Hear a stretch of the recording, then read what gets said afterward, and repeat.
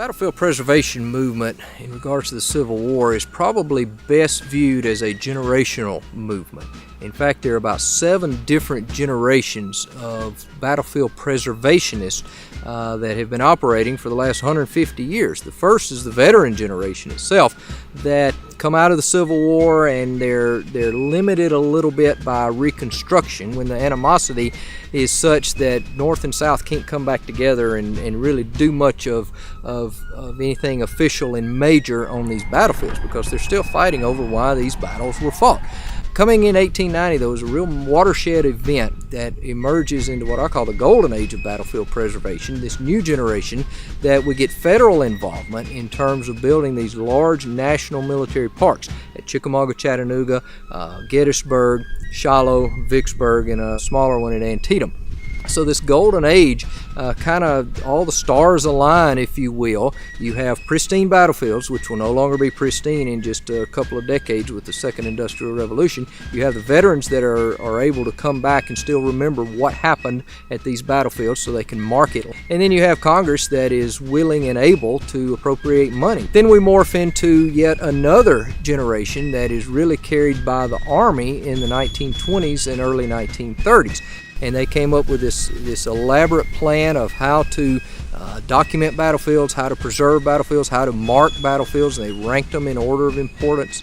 We get battlefields such as Petersburg, Fredericksburg, Spotsylvania, Fort Donelson, Stones River during this time period.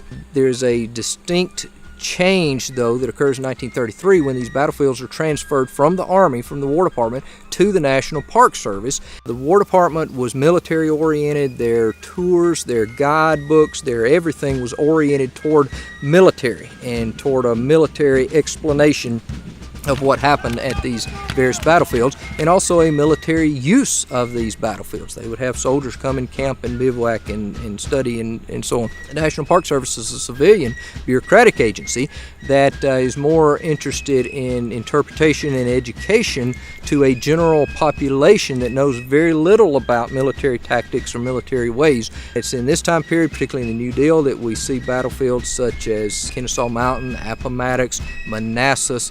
The halt comes with World War II when most all the money and emphasis goes into World War II. Post-World War II, the federal government begins to back away from federal preservation.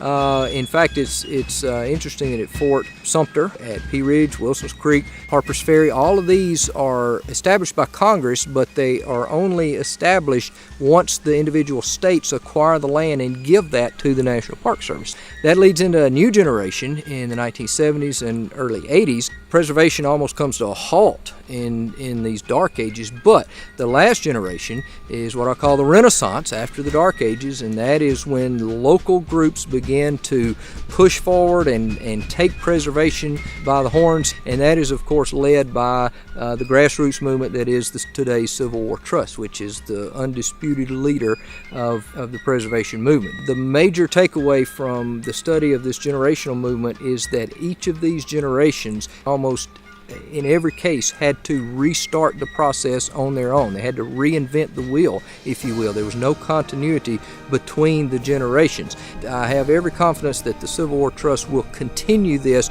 into the next generation, and if so, they will be able to do something that none of the generations before have been able to do in the last 150 years.